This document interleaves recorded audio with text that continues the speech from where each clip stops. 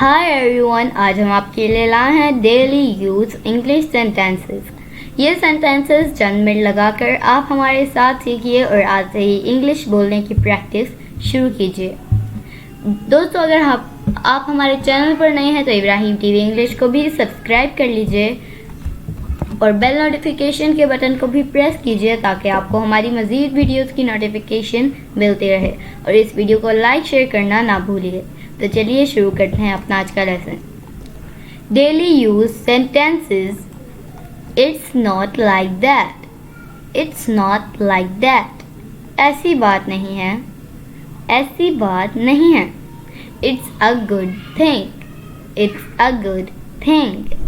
ये अच्छी बात है। ये अच्छी बात है। It's your choice.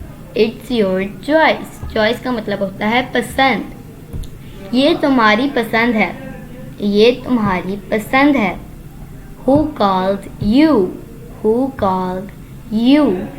किसने बुलाया? किसने बुलाया? तो माय डियर फ्रेंड्स, ये थी आज की हमारी वीडियो। उम्मीद है आपको ये वीडियो बहुत पसंद आई होगी। वीडियो को लाइक करना ना भूलिए और हमारे चैनल पर नए हैं तो इब्राहिम टीवी इंग्लिश को अभी सब्सक्राइब कर लीजिए।